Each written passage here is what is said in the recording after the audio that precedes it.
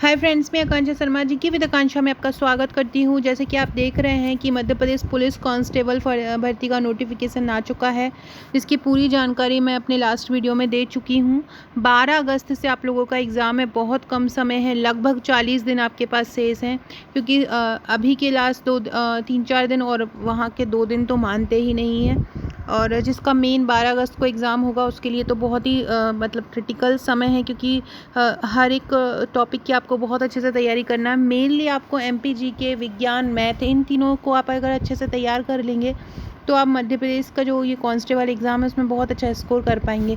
आज मैं विज्ञान के सुपर डुपर 50 क्वेश्चन लेके आई हूँ। ये हमारी पहली क्लास रहेगी कांस्टेबल की, जिसको मैंने एल नाम दिया है, और ये L1 है। इसी तरह से क्लासेस बढ़ती रहेंगी। इसमें आपको मैथ्स का, एमपी जीके का सभी वीडियोस मिलेंगे। न्यू है चैनल पर तो सब्सक्राइब कर लीजिएगा। पहला क्वेश्चन है, जल में घुलनशील भस्म क्या कहलाती है? जल में जो घुल जाता है भस्म अगर कहीं पे भी आ रहा हो आपको लिखा हुआ, और ऑप्शन में अगर आपको छाड़ दिया हो तो वही आपका आंसर हो जाता है। तो जल में घुलनशील भस्म क्या कहलाता है? क्षार कहलाता है। दूसरा है, निम्नलिखित में से कौन प्रबल अम्ल होता है?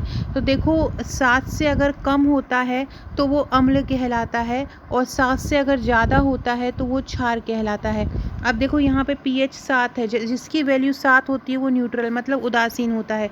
14 अगर होगा, 7 से ज़्यादा होगा तो वो क्या हो जाएगा? क्षार हो जाएगा। अब हमको देखना है 0 और 3 में से अम्ल कौन हो सकता है। तो देखो, जैसे जैसे नंबर कम होते जाते हैं 7 से, वो अम्लीयता बढ़ती जाती है। 3 अम्ल होगा लेकिन 0 उससे ज़्यादा अम्ल होगा, क्योंकि 3 से अगर हम पीछे जाएंगे तो 0 आएगा। तो 0 ज़्यादा अम्लीय होगा, जिसकी pH वैल्यू 0 होगी वो ज़्यादा अम्लीय होगा कंपैरिजन टू जिसकी pH वैल्यू 3 होगी। तो इसका आंसर क्या हो जाएगा? pH बराबर 0। पोटेशियम तत्व का प्रतीक क्या होता है? पोटेशियम तत्व का प्रतीक होता है K।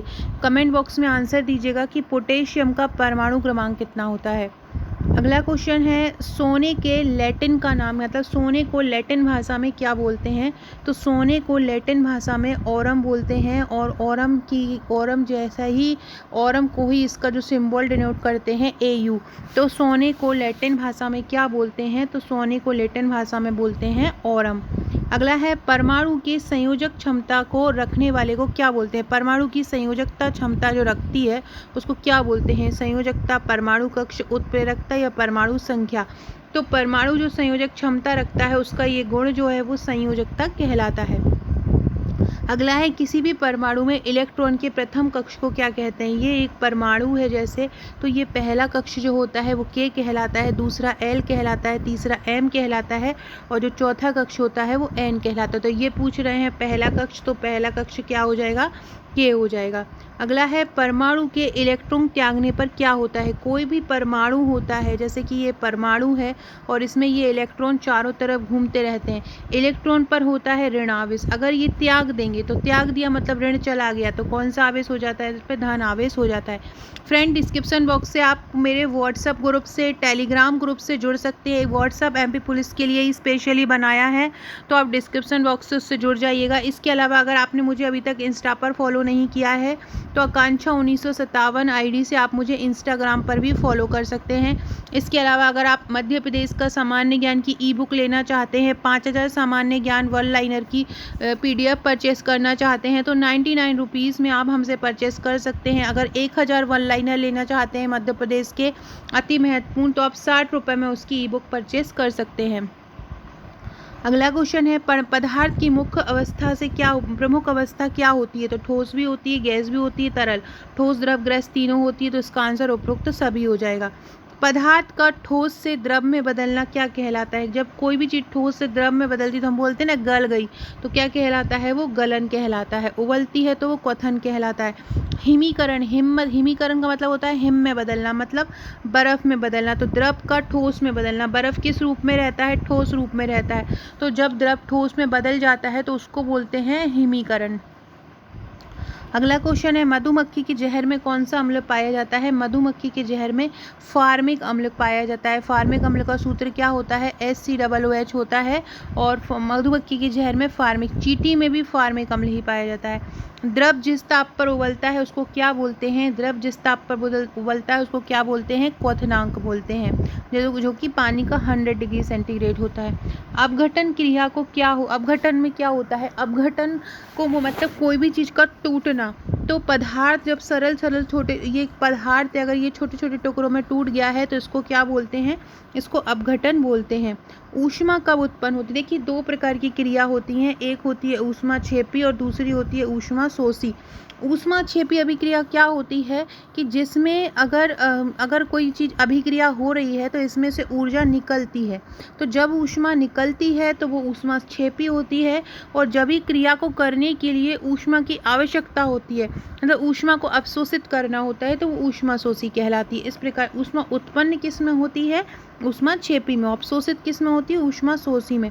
धातु के प्रमुख गुण क्या होते हैं? तन्यता, अगाधवर्णीयता, ताप चालकता, ये सभी होते हैं। तांबे के प्रमुख अयस्कों को क्या बोलते हैं? Malachite green. तांबे का सिंबल होता है Cu, मतलब कॉपर, और इसका प्रमुख अयस्क क्या कहलाता है? Malachite green. लेमोनाइट किस धातु अयस्क से मिलकर बना होता है? तो लेमोनाइट लोहे से मिलकर बना होता है। लोहे का सिंबल क्या होता है? Fe, मतलब आयरन होता है, और ये लेमोनाइट लोहे से ही मिलकर बना होता है। याद रखिएगा, लेमोनाइट किससे मिलकर बनता है? लोहे से मिलकर बनता है। ढलवा लोहे की विशेषता क्या होती है? इसमें कठोरता भी होती है, भंगुरता भी होती है, शीघ्र गलने वाला भी होता है। तो ये तीनों ही ढलवा लोहे की विशेषता होती है। स्टील में विशेषता प्रदान करने के लिए उसमें कौन सी धातु मिलाई जाती है?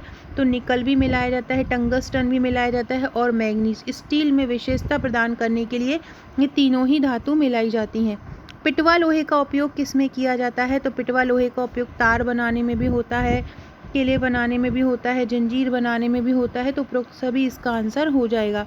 हवाई जहाज की बॉडी बनाने के लिए किस मिश्र धातु का प्रयोग करते हैं? ड्यूरालुमिन का उपयोग करते हैं। हवाई जहाज की जो बॉडी बनती है उसके लिए किसका उपयोग करते हैं? ड्यूरालुमिन का उपयोग किया जाता है। सिक्के को बनाने के लिए सिक्का में तांबे का उपयोग किया जाता है बनाने में। वो सफ़ेद सफ़ेद सिल्वर कलर का दिखता है, तो क्या मिलाया जाता है उसमें? तांबे के साथ टिन को मिलाया जाता है। जब किसको मिलाया जाता है? तांबा और टिन मिलकर क्या बनाते हैं? सिक्का बनाते हैं। टिन का सिंबल होता है SN। कंप्यूटर चिप बनाने में किसका उपयोग करते हैं? कंप्यूटर चिप बनाने में सिलिकॉन का उपयोग करते हैं। सिलिकॉन का एटॉमिक नंबर कितना होता है? 14 होता है। कपड़ों से बसा का दाग हटाने के लिए किसका प्रयोग करते हैं? कपड़ों में अगर तेल लग जाता है, वेट के दाग लग जाते हैं, तो उसको उपयोग करने के लिए किस चीज़ का उपयोग करते हैं? अमोनिया का उपयोग करते हैं। अमोनिया का सिंबल क्या होता है? अमोनिया को क्या, जब नाइट्रोजन और हाइड्रोजन के 3 परमाणु आपस में मिल जाते हैं तो अमोनिया बनाता है। बर्तनों की सफाई के लिए किसका उपयोग करते हैं? अमोनियम क्लोराइड का उपयोग करते हैं, NH4Cl। कार्बन किससे मतलब किससे बना है? इनमें क्या है जिनमें कार्बन है? हीरा भी है, ग्रेफाइट भी है, फ्लोरीन भी है। ये तीनों कार्बन के अपर रूप हैं। इनमें से कौन विद्युत का कुचालक है जिसमें से विद्युत नहीं जाती है? हीरा, ग्रेफाइट, फेरम या कॉपर? हीरा जो है विद्युत का कुचालक है। उत्कृष्ट धातु इनमें से कौन सी नहीं है? एल्यूमिनियम उत्कृष्ट धातु नहीं है। ब्रह्मांड में सर्वप्रथम उत्पन्न होने वाला तत्व कौन सा है? हाइड्रोजन। ब्रह्मांड में सबसे पहले कौन सा तत्व उत्पन्न हुआ था? तो ब्रह्मांड में सबसे पहले हाइड्रोजन उत्पन्न हुआ था। इसका परमाणु क्रमांक कितना है? 1 है। किसके अणु इनमें से स्वतंत्र अवस्था में मिलते हैं? तो ये तीनों के ही अणु जो हैं निष्क्रिय गैस होती हैं, हीलियम, आर्गन, नियोन, तो ये स्वतंत्र अवस्था में मिलते हैं। परमाणु धन आवेशित द्रव्यमान का बना होता है, ये किसने बताया है?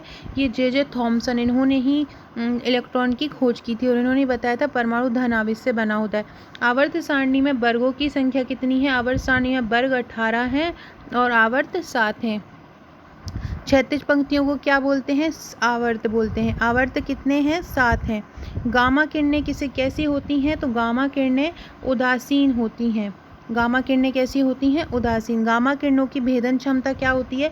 अल्फा, बीटा और गामा, ये 3 रेज होती हैं जिसमें गामा किरणों की भेदन क्षमता सबसे अधिक होती है, फिर बीटा की होती है, देन अल्फा की होती है। थायराइड ग्रंथि की जांच में कौन सा रेडियो एक्टिव पदार्थ का उपयोग करते हैं? रेडियो आयोडीन 131 का उपयोग थायराइड ग्रंथि की जांच में होता है। रेडियो फास्फोरस 32 का उपयोग क्यों कब होता है? देखो थायराइड ग्रंथि की जांच में रेडियो आयोडीन 131 का होता है और कैंसर के इलाज में रेडियो फास्फोरस 32 का होता है। सोडियम अयस्क क्या है इनमें से? ब्राइन। ब्राइन को सोडियम अयस्क कहते हैं। किसको? ब्राइन को। रेडियम की खोज किसने की थी? रेडियम की खोज मैडम क्यूरी ने की थी। इसके लिए उनको नोबेल प्राइज़ भी मिला था। कपड़ों और बर्तनों को साफ करने के लिए डिटर्जेंट में क्या होते हैं? सल्फोनेट। यूरेनियम के रेडियो एक्टिव विघटन के फलस्वरूप क्या बनता है? सीसा। सो फ्रेंड्स, ये थे हमारे आज के क्वेश्चन। आशा है आपको वीडियो अच्छा लगा होगा। वीडियो अच्छा लगे तो लाइक शेयर सब्सक्राइब जरूर कीजिएगा। कल मैं एमपी के जीके के क्वेश्चन लेके आऊँगी, जो हमारा इसका सीरीज़ का दूसरा भाग रहेगा। Okay friends, thank you.